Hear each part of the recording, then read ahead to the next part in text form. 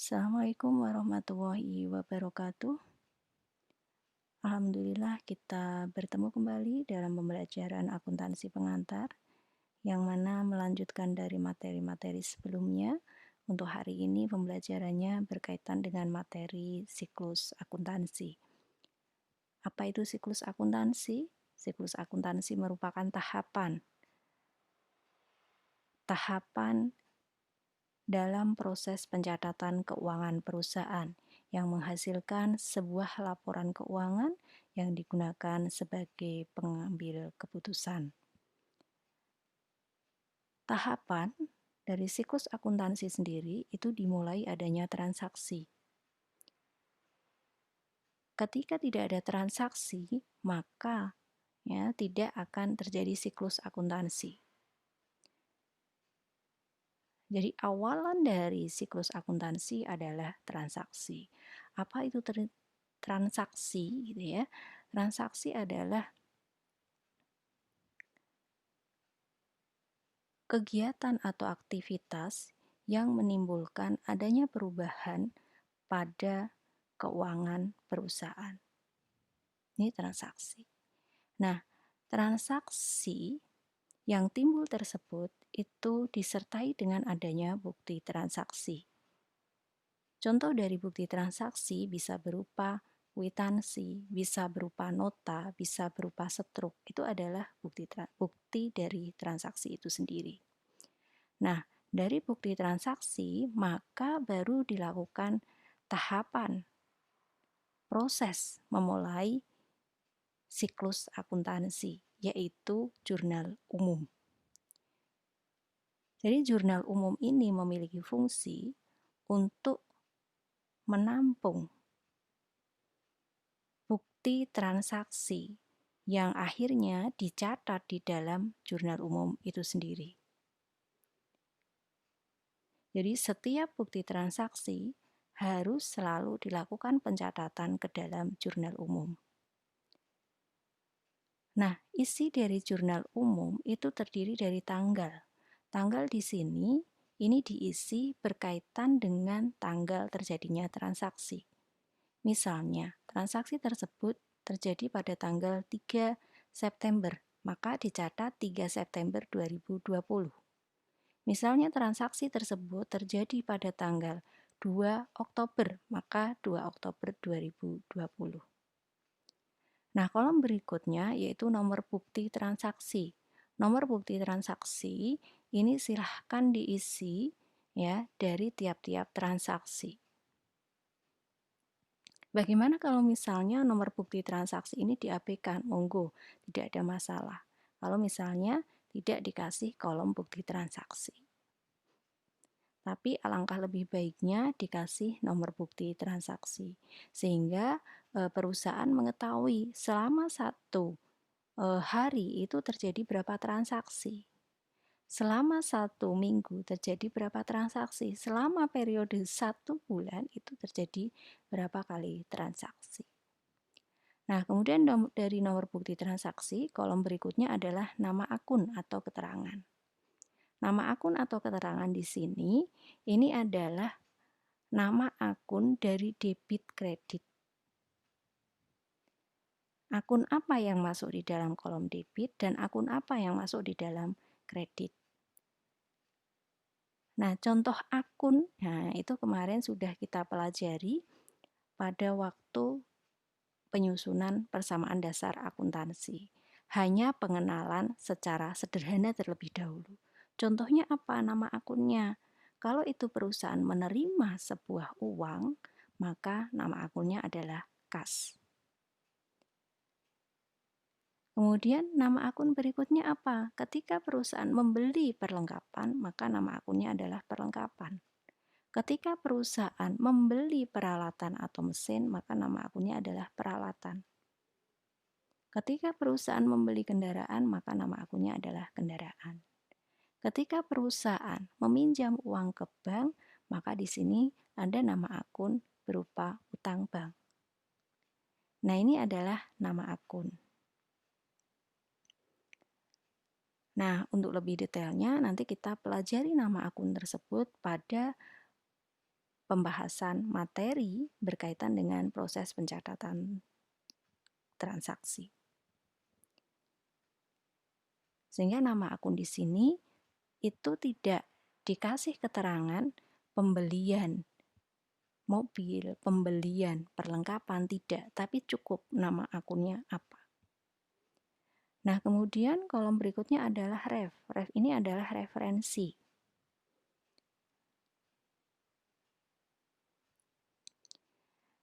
Nah, kolom berikutnya adalah debit, ya, yaitu kolom debit.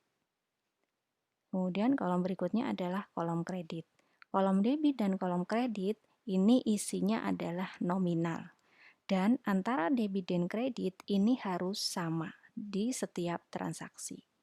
Karena si debit sama kredit ini adalah selalu setia.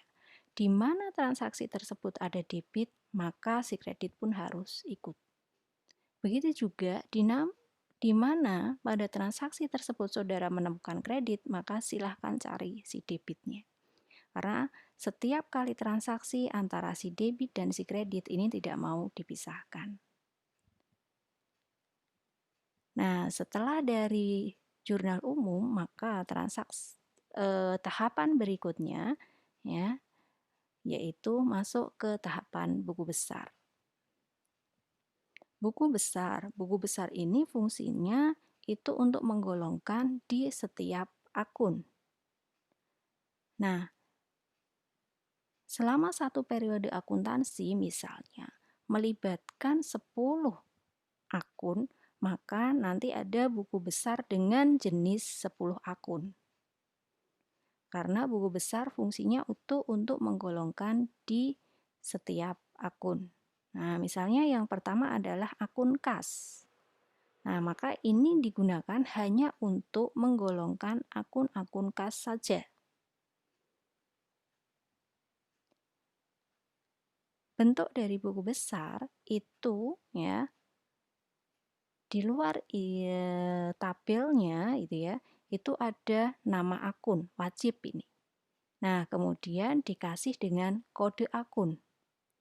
Kalau misalnya perusahaan tersebut memiliki kode akun. Kalau misalnya tidak, berarti dikosongkan saja. Ya. Jadi nama akun itu ada di sebelah kiri, gitu ya. Kemudian kode akun ada di sebelah kanan. Nah, berikutnya nama akun itu diisi apa? Seperti tadi yang saya sampaikan pada waktu penjelasan di jurnal umum. Ada kas, ada perlengkapan, ada piutang usaha, ada peralatan, ada mobil, ya, ada modal, ada utang, gitu ya, ada pendapatan, ada beban. Nah, itu adalah nama akun. Nah, kemudian kode akun.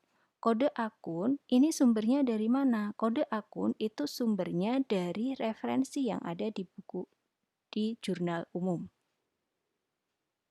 Jadi ref itu tadi diisi dengan apa yang namanya kode akun. Kode akun ini bisa berupa angka, bisa berupa huruf. Nah, siapa yang menyusun kode akun itu adalah kebijakan dari masing-masing perusahaan. Dasar penyusunan kode akun itu bagaimana, gitu ya? Dasar penyusunan kode akun itu berdasarkan jenis akun itu sendiri. Nah, bagaimana caranya? Minggu depan akan saya sampaikan secara detail. Isi kolom dari buku besar ya di dalam tabel tersebut. Kolom yang pertama adalah tanggal. Ya, ini melihat tanggal yang terjadi di setiap transaksi. Kolom yang kedua adalah keterangan. Ini diisi boleh, tidak juga tidak apa. Karena fungsinya adalah sunnah.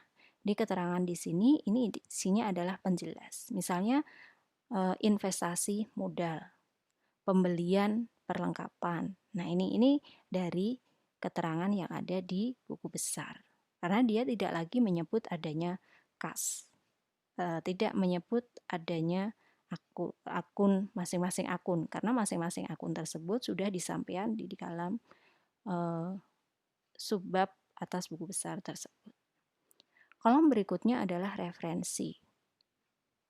Referensi di sini beda penulisannya dengan referensi yang ada di kolom jurnal umum. Kalau di kolom jurnal umum, referensi itu adalah isinya kode akun. Tapi kalau di buku besar, isinya adalah halaman jurnal. Jadi jurnal tersebut itu ada di halaman berapa? Kalau misalnya jurnal tersebut itu ada di halaman 1, ya kita catat 1. Kalau transaksi tersebut kita peroleh dari halaman 2 di dalam jurnal, maka kita dicatat di 2. Apakah ini wajib untuk referensi gitu ya? Tidak wajib. Mau diisi boleh, tidak juga tidak apa. Nah, baru kemudian kolom debit kredit. Kolom debit kredit ini isinya adalah nominal. Ya, dari mana sumbernya kolom debit kredit tersebut? Kolom debit kredit ini sumbernya dari jurnal umum. Kalau transaksi tanggal 1 pada akun kas itu posisinya di debit, ya catatlah di debit.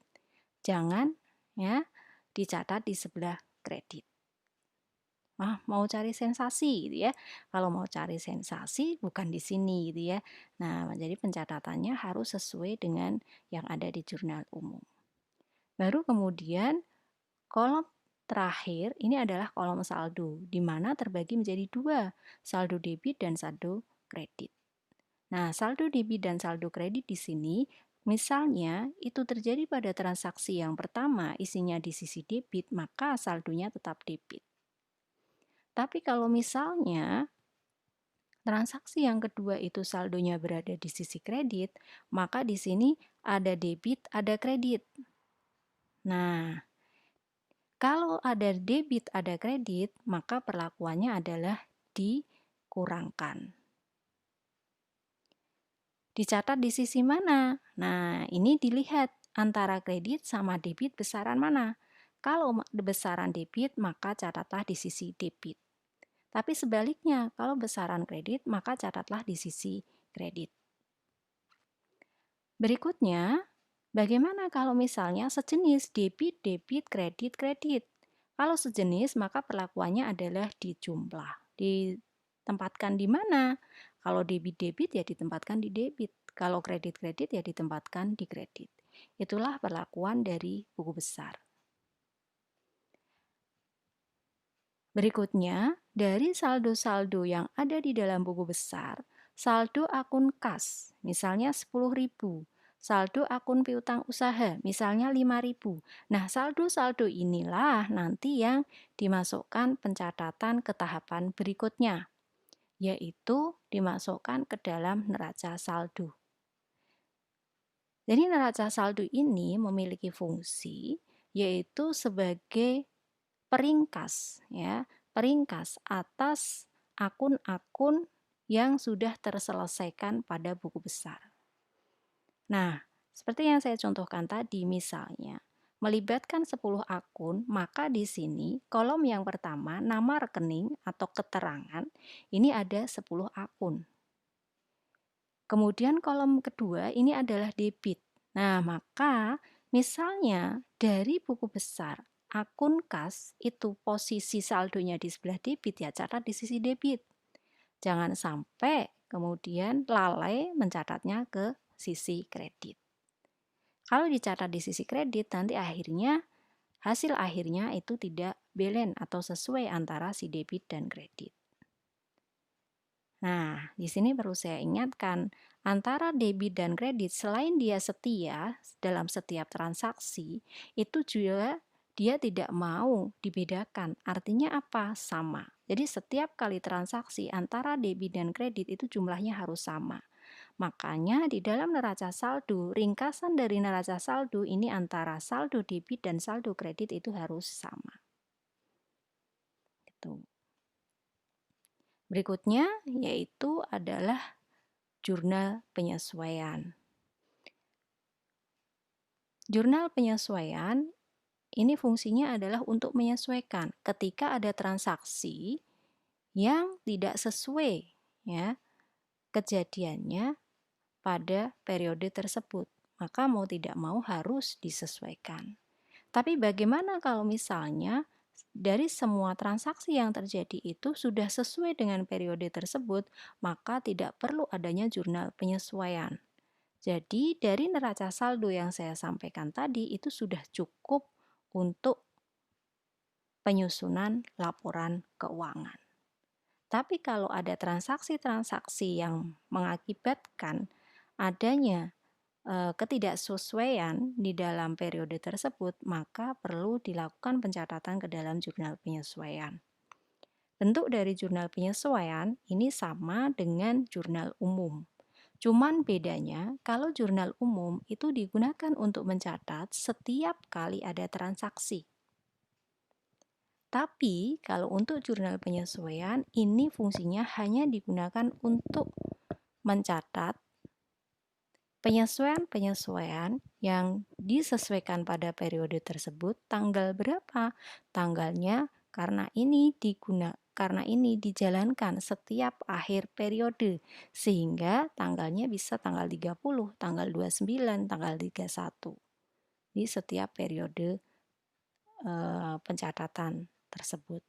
Karena dia hanya digunakan untuk penyesuaian atas setiap kali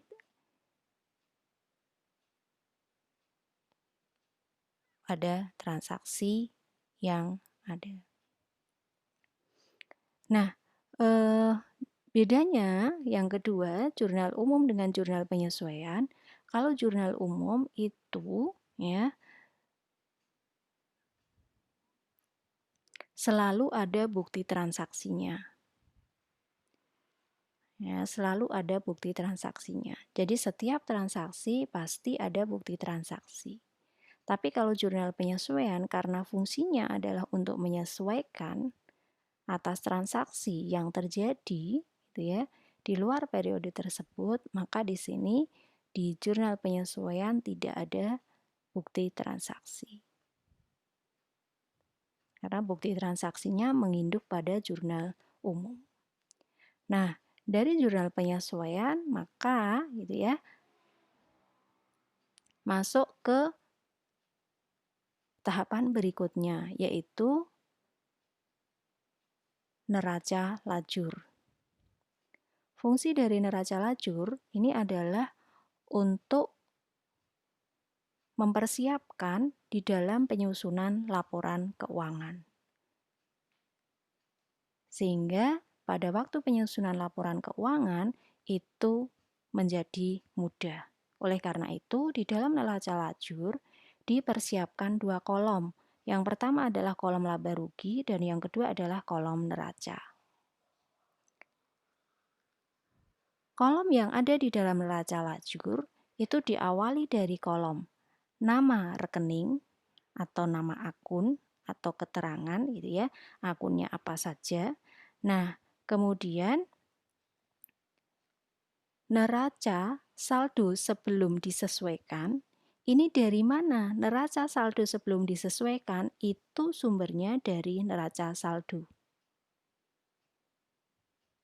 Sehingga yang ada di neraca saldo misalnya tadi melibatkan 10 akun, debit kreditnya sudah sesuai, maka tinggal di copy paste aja atau kalau tidak menulis ulang.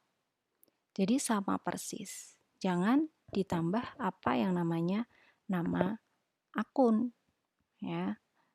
Kemudian dari neraca saldo sebelum disesuaikan, maka baru kolom berikutnya adalah kolom penyesuaian. Kolom penyesuaian ini ada debit kredit juga. Kolom penyesuaian sumbernya itu dari jurnal penyesuaian. Nah, dari kolom penyesuaian, maka kita lanjutkan pengisian kolom berikutnya, yaitu neraca saldo setelah penyesuaian. Kolom neraca saldo setelah penyesuaian ini itu adalah gabungan dari neraca saldo sebelum disesuaikan dengan penyesuaian. Perlakuannya hampir sama gitu ya dengan apa yang saya sampaikan di dalam buku besar. Ketika di sini debit jurnal neraca saldo sebelum disesuaikan posisinya debit, jurnal penyesuaiannya debit, maka ini adalah dijumlahkan. Karena apa? Karena sejenis. Sehingga ketika debit-debit, kredit-kredit itu dijumlah. Tapi kalau misalnya itu debit kredit atau kredit debit, maka dikurangkan. Penempatannya bagaimana? Penempatannya besaran mana antara debit dan kredit? Ketika besaran debit, maka ditempatkan di kredit. Ketika besaran kredit, maka ditempatkan di kredit. Tapi ketika besaran debit, saya ulangi, maka ditempatkan di debit. Kolom berikutnya yaitu kolom laba rugi. Nah, kolom laba rugi di sini isinya hanya akun-akun ya, pendapatan dan beban saja. Jadi selain akun pendapatan dan beban, silahkan dimasukkan di dalam kolom neraca. Ketika sudah terisi semua, maka mudahlah dalam menyusun laporan keuangan. Yang mana laporan keuangan, sudah saya jelaskan sebelumnya, itu terdiri dari 5 laporan keuangan. Saya ingatkan kembali, gitu ya, ada laporan laba rugi, kemudian laporan perubahan modal, laporan posisi keuangan, laporan arus kas, dan catatan atas laporan keuangan. Nah, khusus untuk akuntansi pengantar 1 program studi manajemen yang dipelajari itu hanya 3, yaitu laporan laba rugi, laporan perubahan modal atau ekuitas, yang ketiga adalah neraca atau laporan posisi keuangan. Nah, apa fungsi dari masing-masing laporan tersebut? Yang pertama, laporan laba rugi. Fungsinya di sini itu untuk mengetahui apakah perusahaan pada periode tersebut mengalami keuntungan atau kerugian. Kemudian, yang kedua adalah laporan perubahan ekuitas. Laporan perubahan ekuitas di sini memiliki fungsi untuk mengetahui modal akhir yang digunakan untuk periode berikutnya. Kemudian yang ketiga adalah laporan posisi keuangan atau biasa disebut dengan neraca. Nah, fungsi dari laporan posisi keuangan ini menunjukkan posisi keuangan yang ada di dalam perusahaan. Apakah semua aset yang dimiliki oleh perusahaan tersebut itu bersumber dari utang ataukah milik sendiri? Itu penjelasan dari siklus akuntansi. Terima kasih untuk hari ini. Assalamualaikum warahmatullahi wabarakatuh.